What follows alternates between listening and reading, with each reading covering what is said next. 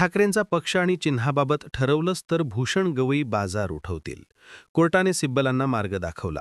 8 October 2025 रोजी सर्वोच्च न्यायालयात ठाकरे गटाच्या याचिकेच्या उल्लेखादरम्यान ही घटना घडली. कपिल सिब्बल यांनी न्यायमूर्ती सूर्यकांत, उज्ज्वल भुयान आणि NK सिंग यांच्या खंडपीठासमोर याचिका सादर केली. त्यांनी महाराष्ट्रातील स्थानिक निवडणुका जानेवारी 2026 मध्ये असल्याने तातडीनं सुनावणी घेण्याची मागणी केली होती. न्यायमूर्ती सूर्यकांत यांनी सुनावणी 12 नोव्हेंबरला निश्चित केली आणि म्हटलंय, आम्ही 12 नोव्हेंबरला हे प्रकरण घेऊ. आता अपात्रता याचिकेबाबत जे दुसऱ्या खंडपीठासमोर हे प्रकरण आहे त्याविषयी त्यांनी सिब्बल यांना CGIकडे परवानगी घेण्याचा सल्ला दिला. भूषण गवई यांनी ठरवलं तर ते भाजपचा बाजार उठवू शकतात. असं मी का म्हणते ते समजून घेऊयात. सुरुवातीलाच नारायण राणेंना दिलेला दणका, ईडीवर ओढलेले ताशेरे, प्रोटोकॉलमध्ये झालेली चूक, महाराष्ट्र सरकारवर केलेली टीका किंवा ठाकरे आणि पक्षचिन्हाबाबत केलेलं विधान ही फक्त कारणं नाहीयेत, तर न्यायाधीश म्हणून कामकाज पाहताना त्यांनी हाताळलेले मॅटर्स आणि त्यांचा इतिहास ही काही कारणं महत्त्वाची ठरतात. त्यावरती नजर टाकूयात. पहिला मुद्दा, सरन्यायाधीश पदाची शपथ घेण्याआधीच भूषण गवईंच्या मातोश्रींनी सर्वात आधी भाजपला धक्का दिला. आगामी काळात निवडणुका बॅलेट पेपरवर व्हाव्यात अशी इच्छा कमलाताई गवई यांनी व्यक्त केली होती. निवडणुका बॅलेट पेपरवर घेण्याबाबतची याचिका सर्वोच्च न्यायालयात सध्या प्रलंबित आहे. त्यापूर्वी कमलाताई गवई यांनी ही मागणी केली आहे. सरन्यायाधीश पदाच्या खुर्चीवर बसल्यावर भूषण गवई यांना जो वाटेल तो योग्य निर्णय ते घेतील. बाबासाहेबांनी संविधानात लोकांना केंद्रबिंदू ठेवला. लोकांमधील एक व्यक्ती म्हणून मलाही येत्या काळात निवडणूक बॅलेट पेपरवर व्हाव्या असं वाटतं.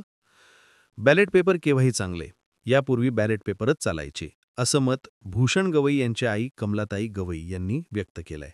त्यामुळे कमलाताई यांच्या मताचं प्रतिबिंब खरोखरच भूषण गवई यांच्या निर्णयावर उमटू शकतं का, असा प्रश्न आता विचारला जातो. दुसरा मुद्दा, सरन्यायाधीश भूषण गवई यांनी पदग्रहणानंतर पहिलाच फैसला सुनावला आणि केंद्रीय मंत्री नारायण राणे यांना झटका बसला. सर्वोच्च न्यायालयाने शिवसेना भाजप सरकारच्या काळातील 1998 मधील एक निर्णय रद्द केला. यामध्ये पुण्यातील 30 एकर वनजीवन एका खासगी विकासकाला बिल्डरला हस्तांतरित करण्यात आली होती. कोर्टाने ही जमीन पुन्हा वनविभागाला परत करण्याचा फैसला सुनावला. राजकारण आणि नोकरशाही यांच्या मिलाफातून सत्तेचा गैरवापर करण्याचे हे क्लासिक उदाहरण असल्याचा शेरासुद्धा गवई यांनी मारला. या निर्णयामुळे एक प्रकारे अप्रत्यक्षपणे भाजपलाच धक्का दिल्याचं बोललं जातंय. तिसरा मुद्दा, सरन्यायाधीश भूषण गवई यांनी सरन्यायाधीश पदाची शपथ घेताच मुंबईत आल्यावर त्यांनी सर्वात अगोदर दादर येथील चैतन्यभूमीत जाऊन डॉक्टर बाबासाहेब आंबेडकर यांचं दर्शन घेतलं. त्यांच्या या कृतीनं जणू त्यांनी सर्व राज्यकर्त्यांना देशाचा कारभार केवळ आणि केवळ संविधानावरच चालतो असा संदेश दिला.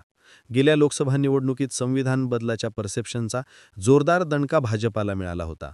भाजप बहुमताच्या जोरावर संविधान बदलायला निघाले असा प्रचार झाला होता. त्यामुळे सरन्यायाधीशांची ही कृती देखील त्यांच्या मनात असलेल्या बाबासाहेबांच्या संविधानाप्रती समर्पित भाव दर्शवणारी ठरते.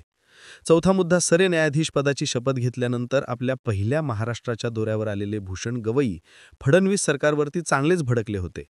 महाराष्ट्राचा सुपुत्र सरन्यायाधीश झाल्यावर पहिल्यांदा राज्यात येत असताना त्याचा प्रोटोकॉल पाळला जात नाही.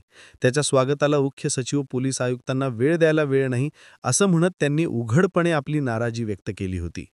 भूषण गवई यांनी नाराजी व्यक्त करताच मंत्री चंद्रशेखर बावनकुळे यांनी गवई यांची जाहीर माफी देखील मागितली होती. गवई यांनी आपली नाराजी व्यक्त करत एक प्रकारे मुख्यमंत्री फडणवीसांनाच आपला दणका दिल्याचं म्हटलं जात होतं. पाचवा मुद्दा, भूषण गवई हे जरी सरन्यायाधीश असले तरी त्यांची पाळेमुळं हे मूळ काँग्रेसी आणि आंबेडकरी चळवळीशी जुळलेली आहेत. त्यामुळे भूषण गवई हे कधीही मॅनेज होणाऱ्यांमधील नाहीत हे नक्की. भूषण गवई यांच्या कुटुंबाचे राजकारणाशी दीर्घ संबंध राहिलेले आहेत. त्यांचे वडील रामकृष्ण सूर्यभान गवई बिहारचे राज्यपाल आणि प्रमुख दलित नेते होते. ते 40 वर्षांहून अधिक काळ काँग्रेस पक्षाशी जोडले गेले होते. ते काँग्रेसच्या पाठिंब्याने संसद सदस्य आणि विधिमंडळ सदस्य होते. रामकृष्ण गवई यांनी रिपब्लिकन पार्टी ऑफ इंडिया या आंबेडकरवादी संघटनेची स्थापना केली. त्यांचे भाऊ डॉक्टर राजेंद्र गवई हे देखील काँग्रेस पक्षाचे एक मोठे नेते आहेत. सहावा मुद्दा म्हणजे आजवर भूषण गवई यांनी केंद्र सरकारचे अनेक निर्णय फिरवलेत. यामध्ये नोटाबंदीपासून ते कलम 370 पर्यंत अनेक निर्णयांचा समावेश आहे. ऑगस्ट 2019 रोजी कलम 370 आणि 35 द्वारे जम्मू आणि काश्मीरला दिलेला विशेष राज्याचा दर्जा काढून टाकण्यास संसदेनं मंजुरी दिली. या निर्णयाविरुद्ध सर्वोच्च न्यायालयामध्ये याचिका दाखल करण्यात आल्या होत्या. त्यावेळी या प्रकरणाची सुनावणी सरन्यायाधीश DY चंद्रचूड यांच्या अध्यक्षतेखालील 5 न्यायाधीशांच्या खंडपीठासमोर होती. त्यापैकी एक भूषण गवई होते. 2024 मध्ये सर्वोच्च न्यायालयाने कायद्याच्या योग्य प्रक्रियेचे पालन न करता मनमानी बुलडोझर कारवाईला अराजकता म्हटलं होतं. न्यायमूर्ती गवई आणि न्यायमूर्ती के.व्ही. विश्वनाथन यांच्या खंडपीठाने हा आदेश दिला, ज्यामध्ये त्यांनी म्हटलं होतं की केवळ आरोपी किंवा दोषी असल्याच्या आधारावर कोणाच्याही मालमत्तेवर बुलडोजर चालवणं योग्य नाही, ते घटनाविरुद्ध आहे.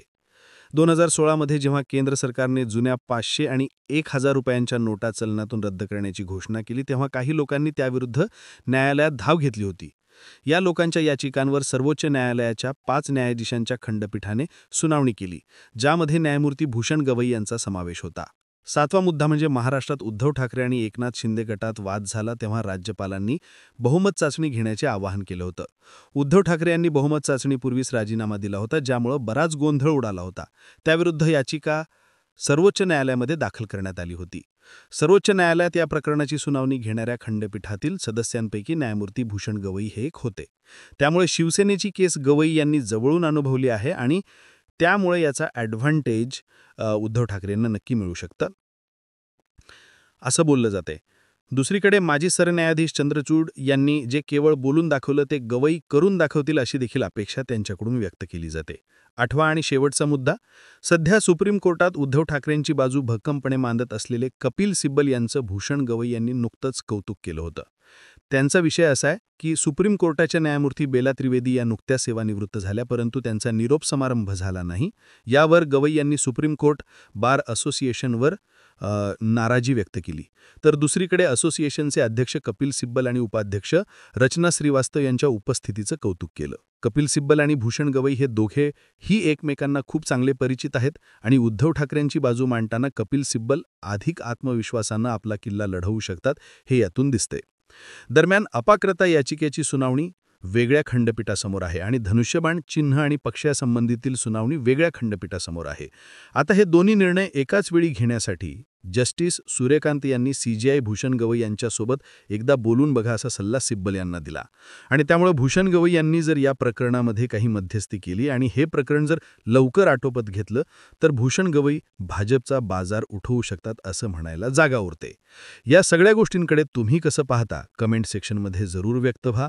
अशाच माहितीपूर्ण व्हिडिओसाठी गर्जना मराठी आपल्या चॅनल आवर्जून सबस्क्राईब करा. जय हिंद.